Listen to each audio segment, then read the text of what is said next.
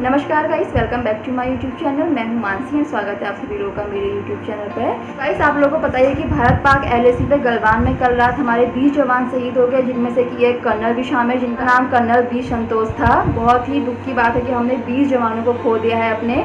इसी बारे में मैं आज थोड़ा सा आप लोगों से डिस्कस करने वाली हूँ। इसी पूरे मामले पर प्रधानमंत्री नरेंद्र मोदी जी ने भी अपनी राय व्यक्त की है। उन्होंने अपने भाषण में बोला है कि हम पहले कभी किसी को उकसाते नहीं, लेकिन अगर हमारी जो देश है उसकी अखंडता और संप्रभुता पे बात आती है तो हम चुप भी नहीं रहते हैं। और उन्होंने सीधे चेतावनी दी है चीन को कि अगर वो ऐसा करेंगे तो हम लोग भी चुप रहने वालों में से नहीं है।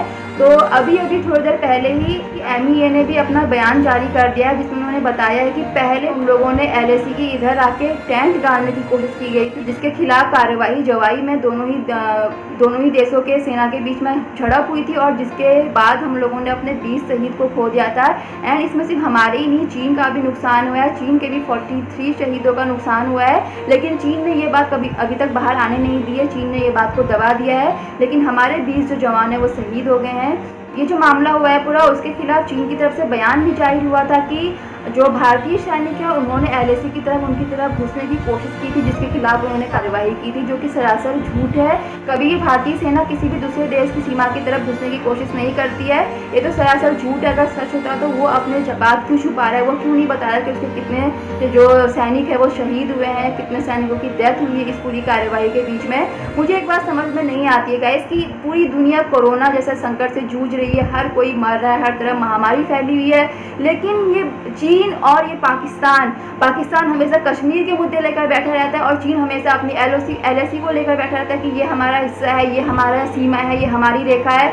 इन लोगों को अपने नागरिकों से कोई मतलब ही नहीं है। इन लोगों को सिर्फ अपनी जो राजनीति है वो दिखानी है सबके सामने। अभी तक आज तक भारत ने कभी नहीं कहा कि ये मेरा हिस्सा है या वो मेरा हिस्सा है। हम लोग अपने देश के नागरिकों को ऐसे मरते हुए देख रहे हैं, हॉस्पिटल्स में बेड नहीं, लेकिन चीन को इस समय झगड़ा करने की पड़ी हुई, चीन को इस समय टेंट गाड़ने की पड़ी हुई सीमाओं पर, और इस तरह की हरकतें करके उसने दिखा दिया है कि चीन के ऐसा घटिया देश कोई हो नहीं सकता है।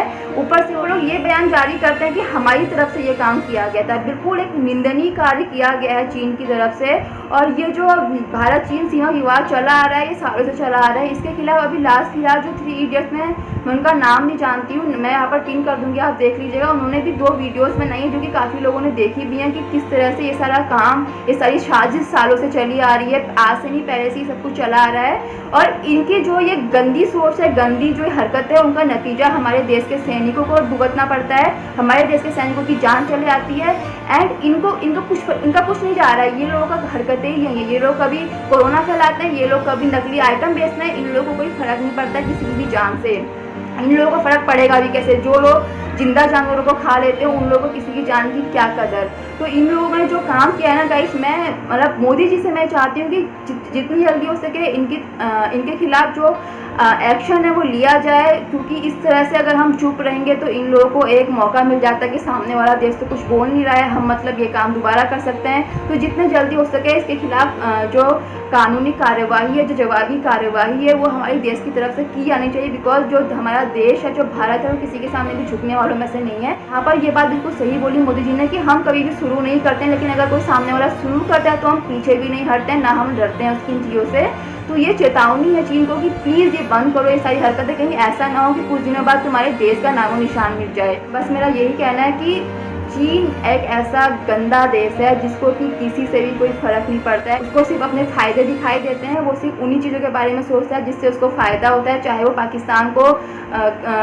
सहायता देने वाली बात हो या चाहे वो कोरोना फैलाने की बात हो। कई सारे ऐसे मामले हैं जो कि होते आए हैं। अभी आप देख सकते हो कि ट्रंप एंड चीन का कितना विवाद चल रहा है। उसके बावजूद भी जो चीन है ये अपने इन तुच्छी हरकतों से बाज नहीं आ रहा है। सुधर जाओ यार, आज नहीं तो कल कभी ना कभी तुम्हारी भी बारी आएगी। आज जो तुम लोगों ने दूसरे देशों के साथ किया ना, कभी ना कभी तुम लोग भी भुगतोगे, कभी तो सुधरो।